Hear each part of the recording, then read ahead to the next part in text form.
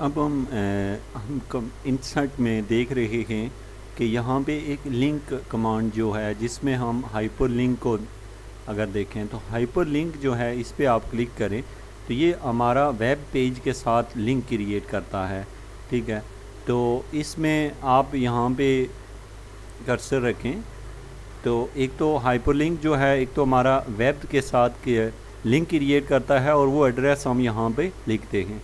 जैसे कि आप यहाँ पे इसकी सारी जो डेफिनेशन है, web page a picture and email address or a program, इससे हम वेबसाइट से अपने डॉक्यूमेंट को कनेक्ट कर सकते हैं।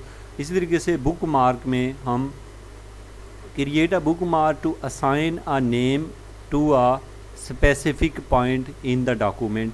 अगर हम डॉक्यूमेंट में कहीं भी कोई स्पेसिफिक पॉइंट, जैसे मेरा कर्सर अभी आप देख रहे हैं ए के ऊपर, मैं यहाँ पे मैं कोई भी ऐसी चीज़ रखना चाहता हूँ कि जो मैं यहाँ पे अब इसकी यादाश्त में वो चीज़ यहाँ जो मेरे पास हाइपरलिंक में यहाँ पे वो पड़ी रहेगी।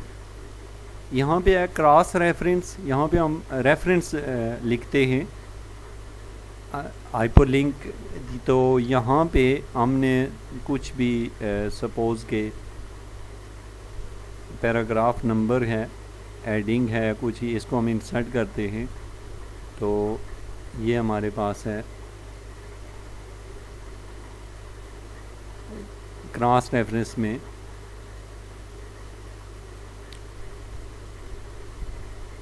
इंडेक्स अबव और बिलो, ये हमसे पूछ रहा है। हम इसे यहाँ पे ये इंडेक्स जो है ये इंसर्ट के अंदर, ये हमारे पास कर्सर इस वक्त आपको दिखाई दे रहा होगा कि ये कहाँ पे। अभी मैं चूँकि यहाँ पे हाइपरलिंक को ये देखें अबव एंड बिलो ये बार बार लिखा हुआ आ रहा है, जो कि इसने इसमें चेंज किया है। इसके बाद है हमारे पास है हाइडर एंड फुटर जो होती है। इसमें हम जो ऊपर लाइन लगाना चाहते होते हैं टेबल के ऊपर, जैसे कि हमने यहाँ से जैसे ऊपर हमने इस तरह का देखें ना डिज़ाइन दे दिया है। अगर हम इसको फुटर देना चाहते हैं, मैं दोबारा से चूँकि डिज़ाइन स्लाइड पे ये आ गया है तो यहाँ पे क्लिक करके फुटर में सपोज़ कि हम फुटर में ये डालना चाह रहे हैं तो ये देखें फुट पे, और यहाँ पे हम कुछ टाइप करके ऐड भी कर सकते हैं। तो यहाँ से हमने इंसर्ट कमांड में ये देखा कि ऊपर जो एक हाइडर और फुटर कैसे देते हैं और पेज नंबर कैसे दिया जाता है। अगर टॉप ऑफ द पेज हम पेज नंबरिंग कहाँ पे करना चाहते हैं, बॉटम ऑफ द पेज करना चाहते हैं, पेज को मर्ज करना चाह रहे हैं, और इसी तरीके से करंट पोजीशन पे हम नंबरिंग करना चाह रहे हैं, और जहाँ पे हमारी इसमें है फॉर्मेट पेज नंबर, अगर पेज नंबर को हम दोबारा से ख़त्म करना चाहें या इसको रिमूव करना चाहें। जैसे टॉप ऑफ द पेज के ऊपर हमने यहाँ पे ये नंबरिंग कर दी है। अब हम जिस पेज पे भी जाया करेंगे पेज के ऊपर ये नंबर लगा हुआ होगा। इससे ये होगा कि हमारे डॉक्यूमेंट की नंबरिंग हो जाएगी। अब हम देखना चाह ये रहे हैं कि इंसर्ट के अंदर हमने पेज नंबर तो हमने लिख लिया है, फुटर भी दिया, हाइडर भी दिया। अब हम जो टेक्स्ट बॉक्स है, टेक्स्ट बॉक्स में मैं अभी आपको जैसे यहाँ एक टेक्स्ट है, ये क्योंकि ये मेरा जो टेक्स्ट है, इस टेक्स्ट के ऊपर मैं सपोज़ कि ये जो पहला लिखा हुआ है ना वर्ड, मैं इस टेक्स्ट को देखें डिज़ाइनिंग करना चाह रहा हूँ। ठीक है, अब देखें यहाँ पे जो भी टेक्स्ट मैं उसको टाइप करूँगा, वो यहाँ पे जो भी टेक्स्ट आप टाइप करेंगे वो एक डिज़ाइन के साथ यहाँ पे इन हो जाएगा। आप जैसे आप देखते होते हैं बुक पे लिखा होता है, पहला चैप्टर होता है तो उसके ऊपर एक बड़ा सा पहला लफ्ज़ कैपिटल लिखा होता है और उसके बाद वो शुरू कर देता है लिखना।